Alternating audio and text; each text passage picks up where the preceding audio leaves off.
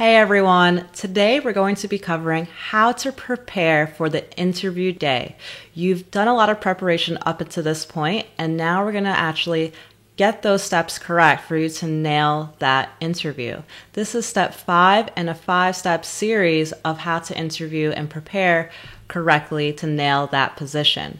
My name is Ariel Herrera, your fellow data scientist with the Analytics Ariel channel, where we bridge the gap between real estate and technology. Although this isn't as real estate focused, it is imperative to have a good understanding of how to progress your career and become a high income earner. If you haven't already, please subscribe to this channel. As well, if you want some more of those career tips, please like this content. All right, let's get started.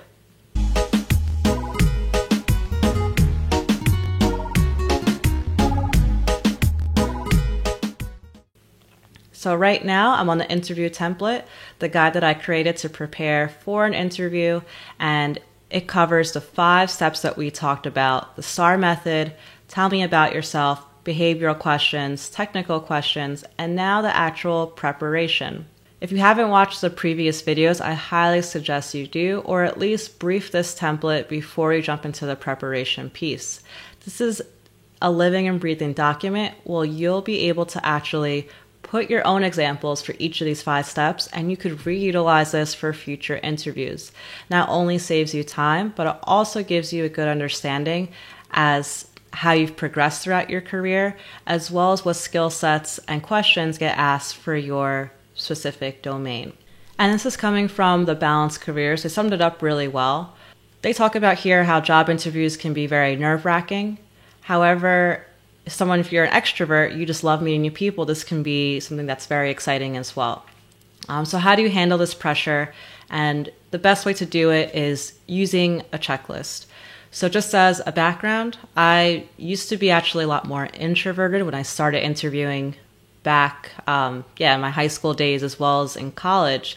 However, I noticed as long as you have the right preparation, you're confident in your skill set, that's really what matters. And it actually makes you not as nervous when you go into interviews once you feel prepared, because you know you did everything that you could to get to this point. Okay, so let's actually go through what's in this checklist. So if we were to go over to the Balanced Careers, the site, they have a set of about, 10 checklists, 10 things that you should do in the checklist, which I think are really good to reference off of, and I'll tell you where there are some pitfalls here and we could adjust. So the first thing they talk about is to get your interview outfit ready. Now, a lot of the interviews today are virtual over Zoom. However, you still should try to dress professionally, as it not only makes you come across very well if you're dressed business, at least business casual, but it gives you that confidence as if you're sitting in that boardroom interviewing at a company. You also want to do this like the full outfit. So don't skip and wear pajama pants, because you're going to put yourself in a pajama pants mood. All right, next, analyze the job position. And you want to make sure each and every attribute that's mentioned in the position, you're prepared to answer. So going back to that example of a data scientist post by Facebook on LinkedIn, again, doesn't have to be data science related, but any job you're going to have is usually going to have 3 sections, which is about the job. They're going to have some responsibilities, and they're also going to have minimum qualifications. So you want to be able to answer each of these responsibilities in the sense of, have you had these responsibilities before? Yes or no? If you have, can you give me an example of each? That's pretty simple. And then for minimum qualifications, you want to be able to at least rank from a 1 to 10 how comfortable you are with each of the qualifications. So for example, they ask here for a scripting language such as Python, and I would say, yes, I've been working in Python for about 6 years now. I am very comfortable using it in an industry setting as well as in my own personal space. And then they also ask for 2+ years of experience in communicating analysis to leadership teams and influencing strategy. So to summarize, they're just asking about your communication skills to non-technical people. So I would give an example, or know that I should be ready to prepare to give an example of when I described a technical solution to a non-technical audience. So that's what they mean for step 2, analyze the job posting. Step 3, check out the company. So I know for a fact that if you're mass applying, especially when you're early in your career and you just want to get into the door, that it could actually be very confusing as to which companies you apply to, which ones you're interviewing with, because you may have 5 interviews in a single week. So just make sure that you do research on the company. I have some tips here specifically. You should know the company values, which if you just type in, say Prudential company values, it'll come up. Who the leadership is, out of just the CEO is fine. I've been asked this, not in later in my career, but as someone who was looking for internships, and thought that was kind of a weird question to ask, but it's something that could stump interviewees. So you want to make sure you just at least know who the CEO is. Then you want to be able to understand the company more deeply into the sector that you're going into, whether it's technology or supply chain. So I would look on Google. So let's now do another example. Amazon supply chain news. Go over to their news tab, and then we could see the latest on news about Amazon, where they've been discussed in other third-party sites.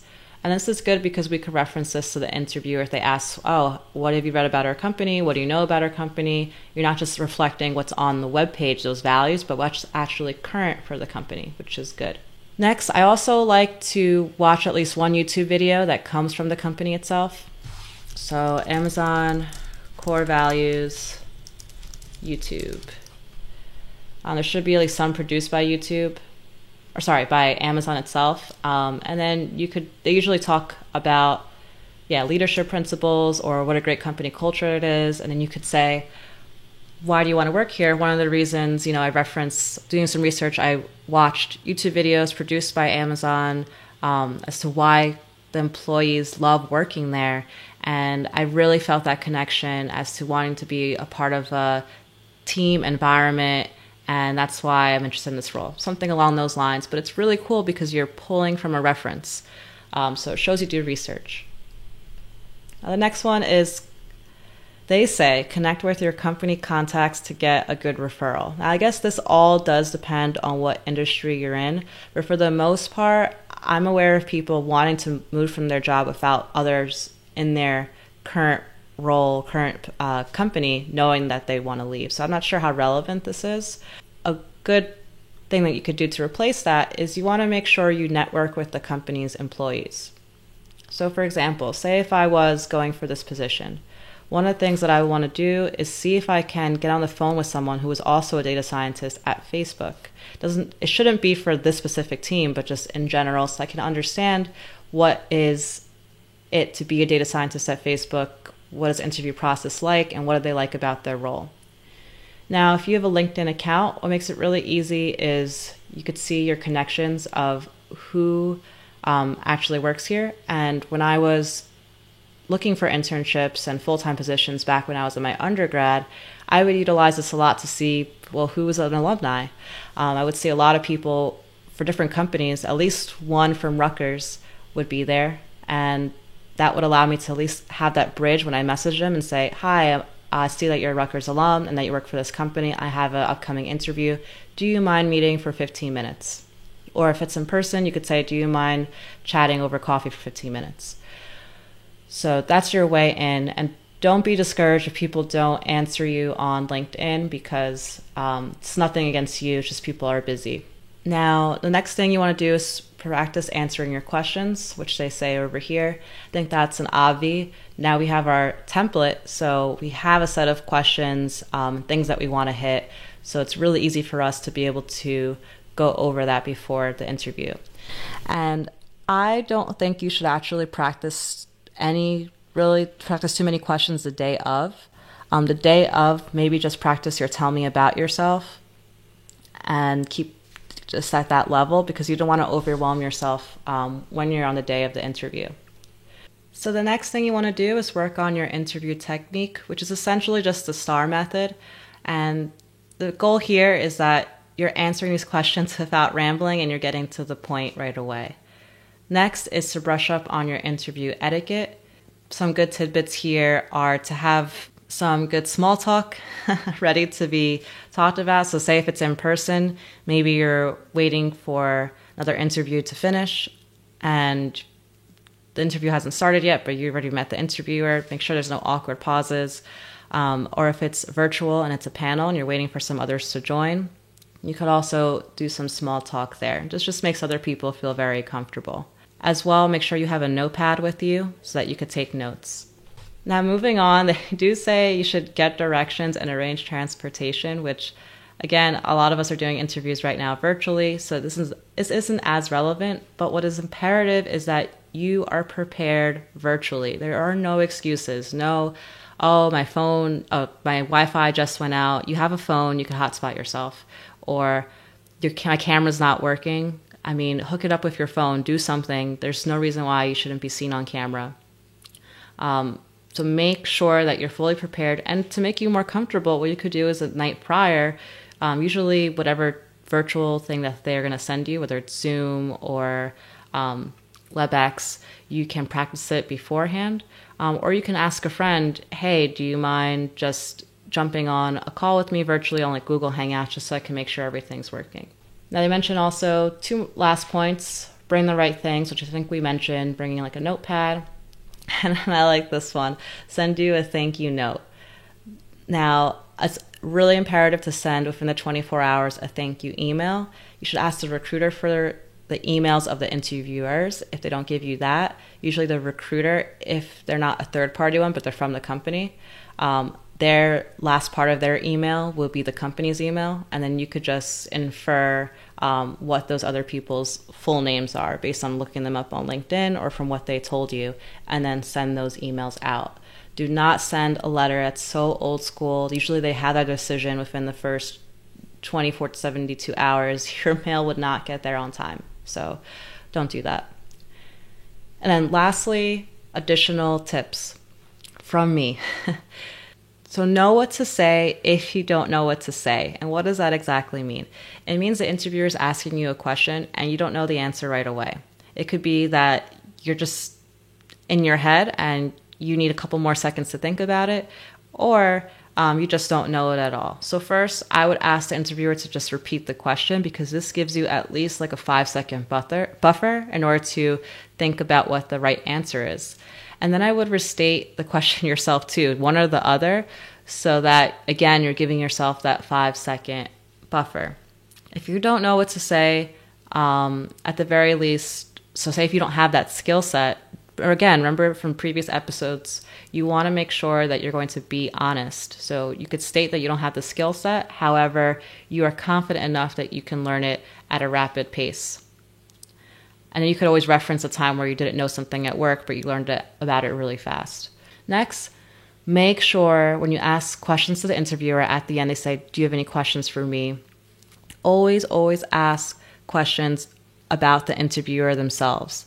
People like to hear themselves talk, and people also like when others are interested in what they have to say. So I think it's really important to ask from the interviewer's perspective, sample questions like, why are they still in the role if they're in at the company? Like, what is about the company that's so enticing to them? What are some of their accomplishments over the last 12 months? And this just gets them going. Then you should also ask questions specific for the role. For example, 90 days out, what would be success in this role? What are some of the main challenges? And then about the company. This is important because you want this role to be a fit. So if you're just only asking questions about the role, it may come across that you just need a job. So you want to ask questions about the company culture. So for example, a question that I ask all the time is, hey, I'm someone who, if I have a question in my current role, it's very normal for me to ping someone, or if it's in person, walk over to their desk and say, hey, do you have 15 minutes today to go into the room with the whiteboard and just brainstorm and draw up solutions to this problem? So I like that open culture and being able to learn from others. Does your company provide that?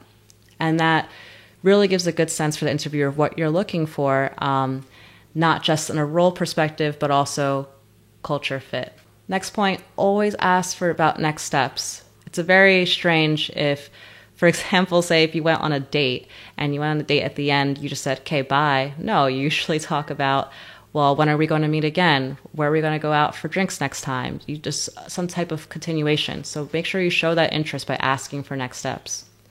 As we talked about before, when you don't know what to say, or you know what to say, but you're just trying to get through your thoughts, it's okay to have pauses.